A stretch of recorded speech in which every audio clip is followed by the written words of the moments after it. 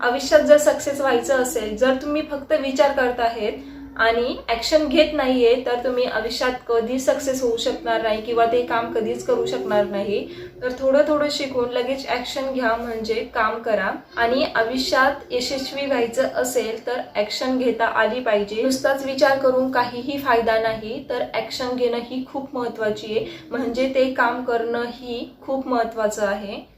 जर तुम्हाला ऍक्शन घेतच नाही आली, म्हणजे ते काम रिअल फॅक्टमध्ये जर तुम्ही करतच नाहीये, फक्त विचारच करताय किंवा फक्त शिकतच आहे, ते ऍक्शनमध्ये ते काम करत नाहीये, तर तुम्ही आयुष्यात कधीच सक्सेस होऊ शकत नाही. त्यामुळे ही गोष्ट ध्यानात ठेवा की ऍक्शन ही घेता आली पाहिजे, म्हणजेच काम हे रिअल फॅक्टमध्ये करता आलं पाहिजे. तर संध्याकाळच्या वेळेला आपल्या घरात लक्ष्मी येत असते, तर त्या वेळेला काय काळजी घ्यावी, काय करावे, काय करू नये, तर ही शिव महापुराण कथेमध्ये सांगितलेलं आहे. तर ही शिव महापुराण कथा आमच्या गावामध्ये झाली होती आणि त्याचे छोटे छोटे क्लिप मी शूट केलेले आहे.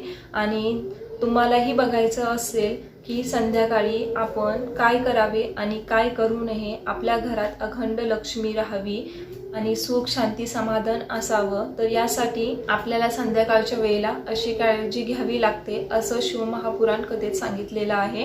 तर व्हिडिओ पूर्ण नक्की बघा आणि आवडला तर लाईक शेअर करा आणि असेच व्हिडिओ बघण्यासाठी चॅनलला सबस्क्राईब करून ठेवा. आता पार्वती आपल्या सफेद नंदीवरती बसून प्रत्येकाच्या घरी येत असतात, म्हणून संध्याकाळच्या टायमाला दरवाजा बंद नसावा, संध्याकाळच्या टायमाला भोजन करू नये, संध्याकाळच्या टायमाला मैथुन क्रिया करू नये, संध्याकाळच्या टायमाला भांडण करू नये, संध्याकाळच्या टायमाला कुठला विशेष एखादा निर्णय जर घ्यायचा असला तर तो सुद्धा घेऊ नये,